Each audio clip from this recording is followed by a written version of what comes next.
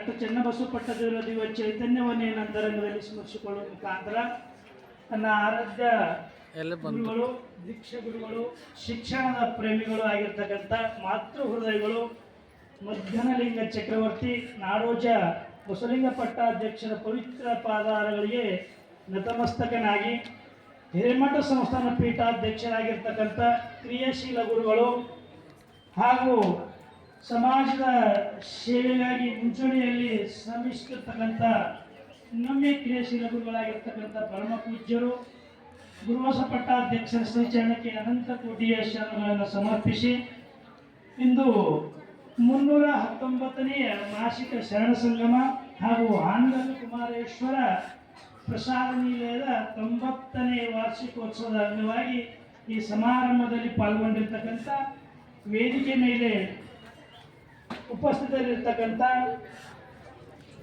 ಅನೇಕ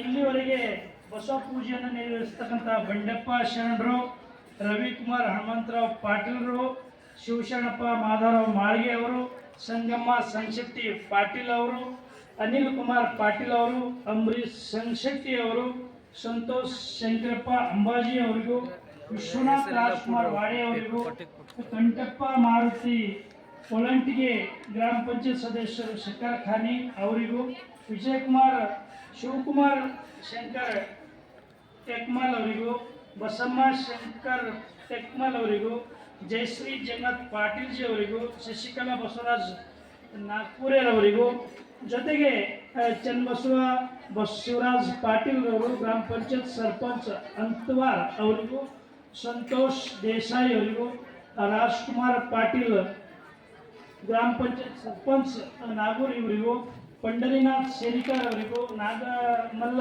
ಸಂಗಮೇಶ್ವರ್ ಅವರಿಗೂ, ಬಸವರಾಮ್ ಗಡ್ಡೆ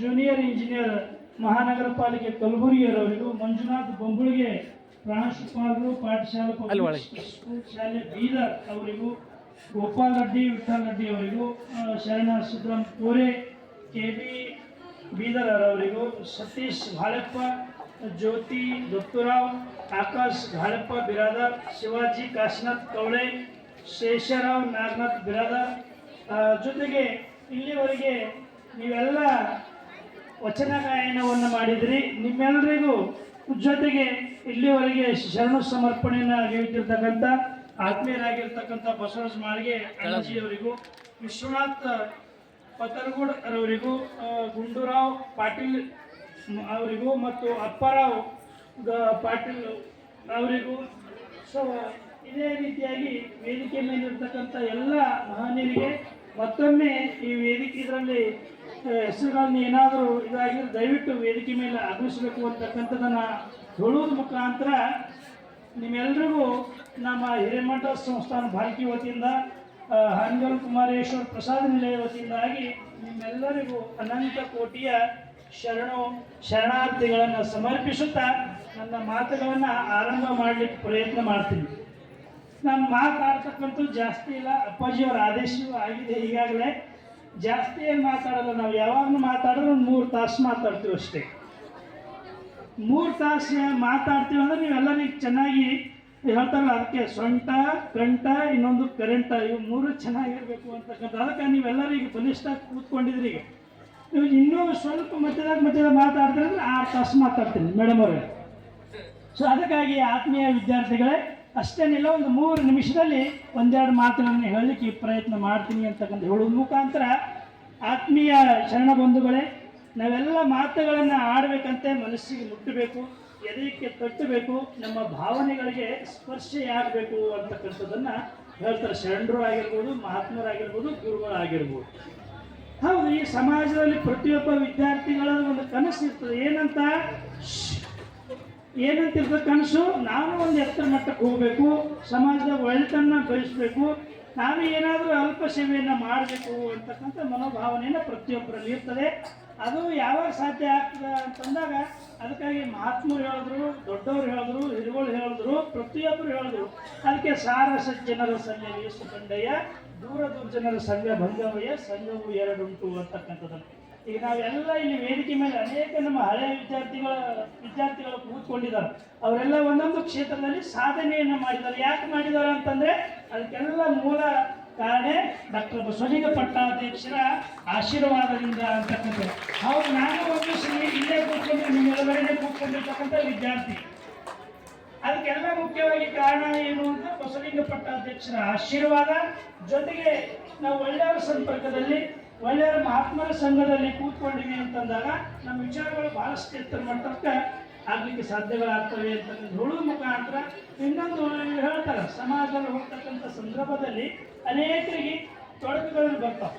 ಬಂದರೂ ಸಹಿತ ಅದಕ್ಕೆ ಹೇಳ್ತಾರೆ, ಕೆಟ್ಟವರು ಆಡಿದ ಗರ್ವದ ಮಾತುಗಳಿಂದ ದೊಡ್ಡವರ ದೊಡ್ಡತನ ಕಡಿಮೆಯಾಗಲ್ಲ, ಮಣ್ಣಿನಿಂದ ಮುಚ್ಚಲ್ಪಟ್ಟ ಮಾತ್ರಕ್ಕೆ ರತ್ನದ ಬೆಲೆ ಕಡಿಮೆಯಾಗ್ತದೆ ಅಂತಕ್ಕಂಥದ್ದನ್ನು ನಮಗೆ ನಾವು ಪ್ರಶ್ನಾರ್ಥಕನ್ನು ಮಾಡ್ಕೊಂಡಿದ್ದಾಗ ಅಲ್ಲೇನಾಗ್ತದ.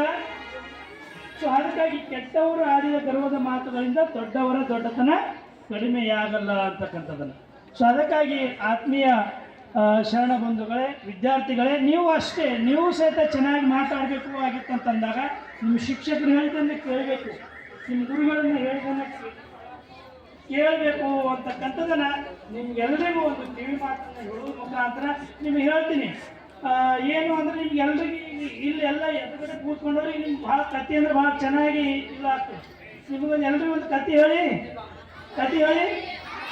ಈ 3 ತಾಸು ಆಗಬೇಕಾಯ್ತಂದ್ರೆ ನೀವು ಚೆನ್ನಾಗಿ ಕೂತ್ಕೊಳ್ಬೇಕಾಗ್ತದೆ, ಹೌದಲ್ಲ? ಅದಕ್ಕಾಗಿ ವಿದ್ಯಾರ್ಥಿಗಳೇ, ನೀವು ಓದ್ತಕ್ಕಂಥ ಸಂದರ್ಭದಲ್ಲಿ ಬಹಳಷ್ಟು ಓದಬೇಕು. ಎಷ್ಟು ಓದಬೇಕು ಅಂತಕ್ಕಂಥದ್ದನ್ನ ನೀವು ತಲೆಗೆ ಓದಬೇಕು. ಅದು ಯಾವಾಗ ಸಾಧ್ಯ ಆಗ್ತದೆ ಅಂತಂದಾಗ ನಿಮ್ಮ ಶಿಕ್ಷಕರನ್ನ ಹೇಳಿದ್ದನ್ನು ನೀವು ಕೇಳಬೇಕು ಅಂತಕ್ಕಂಥದ್ದನ್ನು. ಸೊ ಅದಕ್ಕಾಗಿ ಎಲ್ಲ ವಿದ್ಯಾರ್ಥಿಗಳಿಗೆ ಇನ್ನೊಮ್ಮೆ ವಿಷಯವನ್ನು ಹೇಳಲಿಕ್ಕೆ ಪ್ರಯತ್ನ ಮಾಡ್ತಾ ಇದ್ದೀನಿ. ನಾವೆಲ್ಲ ಬಾಬು ಸರ್ ಆ ಹುಡುಗಿ ಕಳಿಸ್, ಆಕೆ ತೋಲ್ ಮಾತಾಡ್ತಾ ಇದ್ದಾಳ, ಆಕೆ ಕಳಿಸ್. ಹಾಂ,